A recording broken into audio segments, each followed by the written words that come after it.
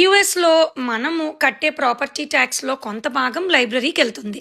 అయితే అక్కడున్న latest technology, ఫెసిలిటీస్‌ని మీరందరూ సరిగ్గా ఉపయోగించుకుంటున్నారా? నేను ఈ రోజు వరకు ఉపయోగించుకోలేదని అనిపిచ్చిందండి. Day at a library. Library కోసం నా పర్సెప్షన్, వ్యూ ఇంకా వేరే లెవెల్‌కెళ్ళిపోయినాయి.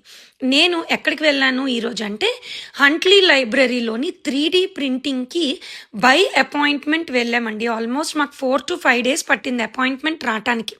పిల్లలు ఆన్లైన్లోని ట్రెండింగ్ ఫిడ్జెట్స్ని సెలెక్ట్ చేసేసుకున్నారు. ఇక్కడ బ్యాంబూ స్టూడియోలోని వాళ్ళు చెక్ చేశారు సాఫ్ట్వేర్లో. సో ఓకే, మేము ప్రింట్ చేయగలమని చెప్పారు. మనము చూస్ చేసుకున్న టాయ్ సైజ్ బట్టి 15 అవర్స్ నుంచి 30 అవర్స్, 40 అవర్స్ పడుతుందంటండి ఇలా ప్రింట్ చేయటానికి. బయట మనకి ట్రెండింగ్ ఉన్న టాప్ ఫిగరీన్స్ $60 అలాగ పడితే, స్టోర్లోని లైబ్రరీలోనైతే మనకి అండర్ $6-7కి వస్తుందంటండి.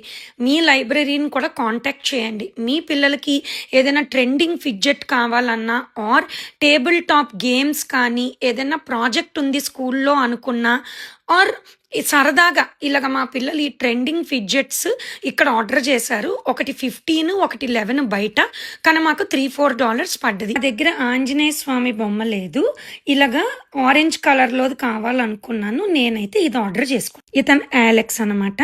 కష్టపడి హనుమాన్ అంటం కూడా నేర్చేసుకున్నాడు ఆర్డర్ ప్లేస్ చేసి రిటర్న్ వచ్చేలోపు. Stay tune. By by.